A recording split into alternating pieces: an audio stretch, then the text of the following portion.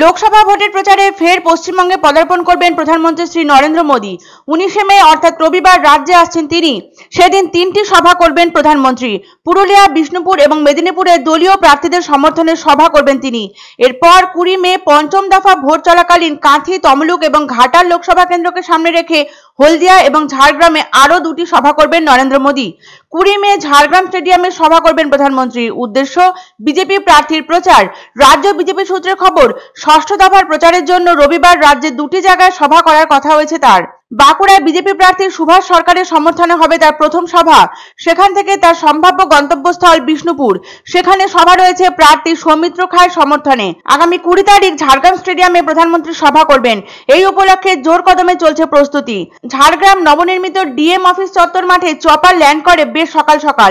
প্রসঙ্গত উল্লেখ্য, 2019 সালে এই আসনে জয়লাভ করেছিল বিজেপি, কিন্তু তারপরে বিধানসভায় হতাশাজনকভাবে পরাজিত হয় বিজেপি।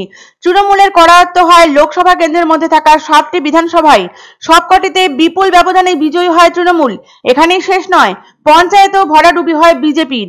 এবার পঞ্চায়েতে পঞ্চায়েত সমিতি এবং জেলা পরিষদ একটিও সিট মেলেনি বিজেপির। তাদের সন্তুষ্ট থাকতে হয়েছে কিছু গ্রাম পঞ্চায়েতের সিট পেয়েই। সংযোজিত হয়েছে সংগঠনে গোষ্ঠী কোন্দল। প্রায় তলানিতে গিয়ে ঠেকেছে বিজেপির সংগঠন। এহেন পরিস্থিতিতে মোদীর সভাকে সামনে রেখে সংগঠনকে পুনরুজ্জীবিত করতে চাইছে বিজেপি।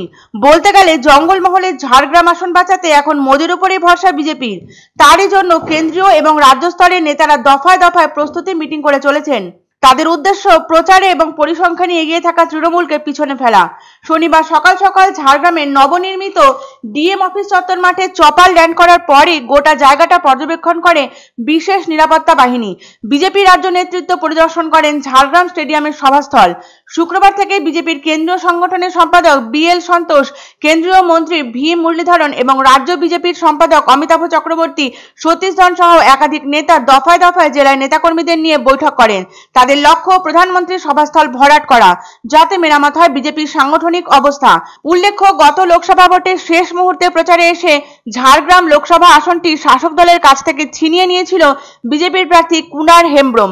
শেষ মুহূর্তের প্রচারে এবার আবারও আসছেন প্রধানমন্ত্রী। মিটে গেছে 4 দফার ভোট গ্রহণ পর্ব, বাকি আছে আরো 3 দফা।